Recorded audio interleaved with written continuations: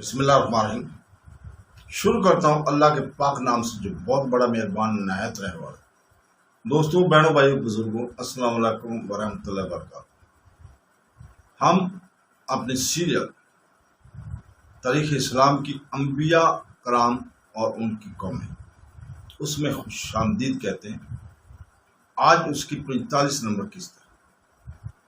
تو دوستو،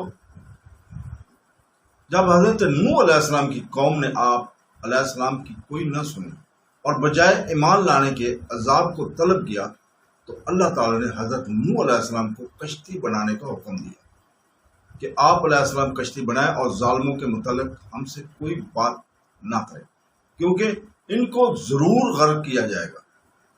قرآن پاک میں ہے سورہ ہود آیت نمبر 37، اور آپ ہماری نگرانی میں ہماری وحی کے موافق کشتی بنائیے اور ظالموں کے متعلق ہم سے کوئی بات نہ کریں، کیونکہ وہ ضرور غرق کیے جائیں گے۔ جب اللہ تعالیٰ نے حضرت نوح علیہ السلام کو کشتی بنانے کا، جب اللہ تعالیٰ نے حضرت نوح علیہ السلام کو یہ بتا دیا کہ ان کی قوم میں سے صرف وہی لوگ ایمان لانے والے تھے جو پہلے ایمان لا چکے ہیں، اس کا تقاضا یہ تھا کہ حضرت نوح علیہ السلام یہ جان لیں کہ اللہ تعالیٰ ان کافروں کو عذاب دینے والا ہے، اور چونکہ عذاب کئی طریقوں سے آ سکتا تھا، اس لیے اللہ تعالیٰ نے حضرت نوح علیہ السلام کو یہ بتایا کہ وہ عذاب از قبیل غرقابی ہوگا، اور غرقابی اور ڈوبنے سے نجات کی صورت صرف کشتی سے ہی ہو سکتی تھی۔ اس لیے اللہ تعالیٰ نے حضرت نوح علیہ السلام کو کشتی بنانے کا حکم دیا۔ اس آیت کریمہ میں فرمایا ہے، یعنی ہماری آنکھوں کے سامنے کشتی بنائیں۔ اس آیت میں اللہ تعالیٰ کی آنکھوں کا ثبوت کا ذکر ہے، حالانکہ اللہ تعالیٰ جو عروہ سے منزہ ہے تو پھر اس کا کیا معنی ہوگا؟ امام فخر الدین رازی اس آیت کی تفسیر میں لکھتے ہیں کہ دلائل قطعیہ سے ثابت ہے کہ اللہ تعالیٰ اعضاء، جوہرہ، اجزاء اور حصور سے منزہ ہے، لہذا اس آیت کریمہ کے تعویل کرنا واجب ہے اور اس کی حسب ظاہر وجوہ ہے۔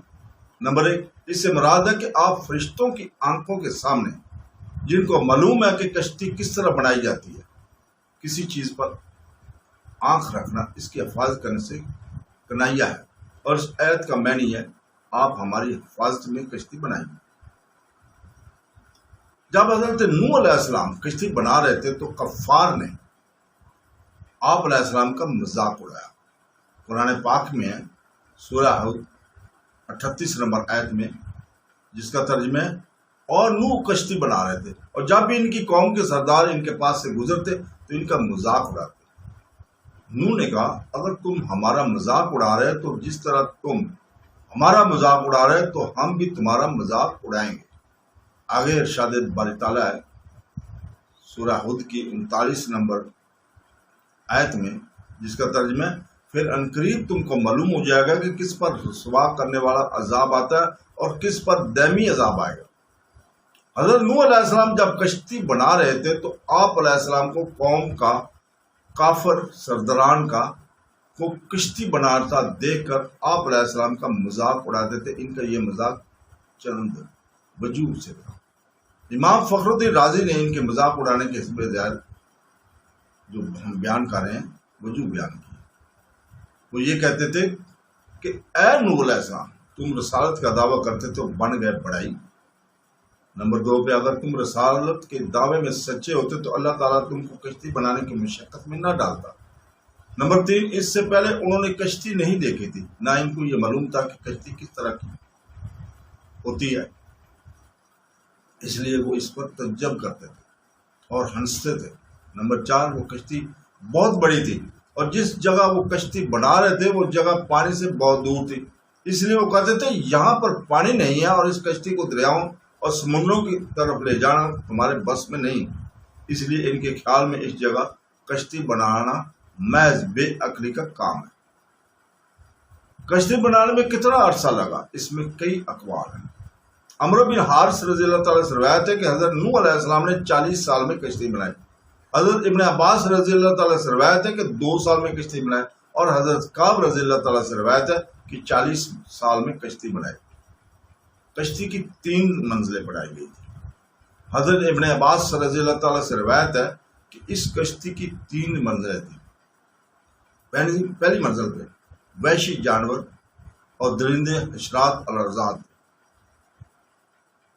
دوسری پر منزل پر چوپائے اور دوسرے حیوان تھے، تیسری منزل پر حضرت نوح علیہ السلام اور ان کے ساتھ ایمان والے تھے۔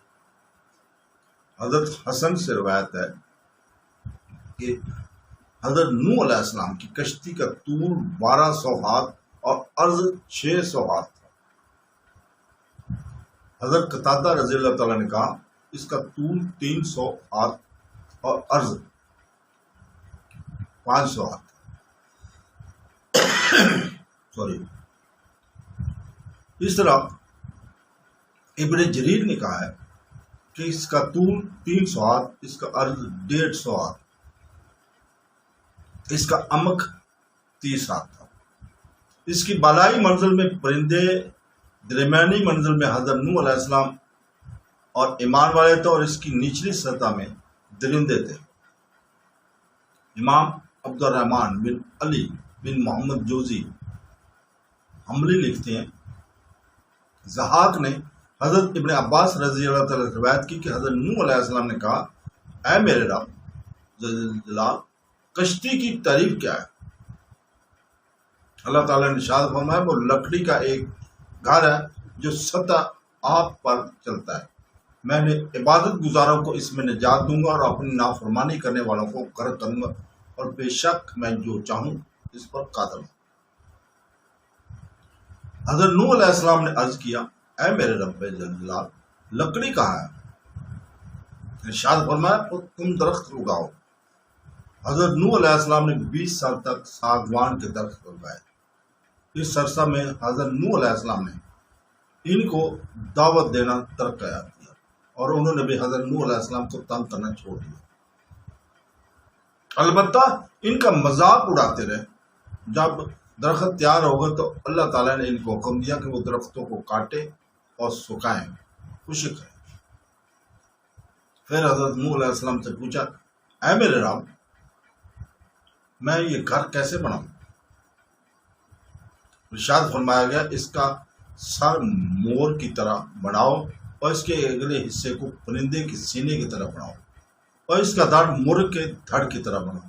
اور اللہ تعالیٰ نے حضرت جبرائیل علیہ السلام کو انہیں کشتی بنانے کی تعلیم کے لیے بھیجا، اور اللہ تعالیٰ نے ان کی طرف وحی کی کشتی بنانے کے عمل جلد مکمل کرے، کیونکہ نافرمانی کرنے والوں پر میرا غضب بہت شدت ہے۔ پھر حضرت نوح علیہ السلام نے کچھ لوگوں کو اجرت کے طور پر لگایا، اور ان کے بیٹوں میں سے سام، حام اور یافس بھی ان کے ساتھ کشتی بنا رہے تھے۔ انہوں نے کشتی 600 ہاتھ لمبی بنائی اور اس کا عرض اور اس کا عمق 33 ہاتھ تھا۔ اللہ تعالیٰ نے ان کے لیے زمین سے تار کو نکالا جس کو انہوں نے کشتی پر ملا۔ اللہ تعالیٰ نے کفار پر موسلادھار بارش برسائی اور زمین سے پانی کے چشمے جاری کر دیے، تو دونوں پانی جمع ہو گئے۔ تو جن لوگوں نے حضرت نوح علیہ السلام پر ایمان لایا تھا وہ کشتی میں سوار ہو گئے، اور جن لوگوں نے آپ علیہ السلام کی نبوت کا انکار کیا تھا ان پر اللہ تعالیٰ کا عذاب پانی کی صورت میں آیا۔ قرآن پاک میں ہے سورہ القمر 11 تو 14 آیت نمبر، جس کا ترجمہ سو ہم نے موسلادھار بارش سے آسمانوں کے دروازے کھول دیے اور ہم نے زمین سے چشمے جاری کر دیے، 100 دنوں میں پانی اس چیز کی جمع ہو گیا جو ان عذاب کے لیے مقدر کی گئی تھی۔ ہم نے نوح کو تختوں اور میخوں والی کشتی پر سوار کر دیا جو ہماری آنکھوں کے سامنے چل رہی تھی، ان کی سزا کے لیے جنہوں نے کفر کیا تھا۔ اس آیت کریمہ میں آسمان کے دروازوں سے مراد حقیقت آسمان کے دروازے ہیں یا یہ اطلاق مجازی ہے؟ سو اگر یہ مراد لیا جائے کہ حقیقت آسمان کے دروازے مراد ہے تو اس میں کوئی استعباد اور اشکال نہیں ہے، کیونکہ آسمانوں کے دروازے ہیں، اور اگر اس مجاز مراد لیا جائے تب بھی درست ہے، جیسا کہ جب شدید بارش ہو تو کہا جاتا ہے کہ آسمانوں کے پرنالے بہ رہے ہیں۔ نیز اس آیت کریمہ میں ماہ منہمر کے الفاظ ہیں۔ انہمار کا معنی ہے زور سے پانی کا گرنا، یعنی بادلوں سے بہت زور اور شدت سے پانی برس رہا تھا۔ اور آگے ارشاد فرمایا، اور ہم نے زمین سے چشمے جاری کر دیا 100 دنوں، دونوں پانی اس چیز کے لیے جمع ہو گئے جو ان کے عذاب کے لیے مقدر کی گئی تھی۔ اس آیت کریمہ میں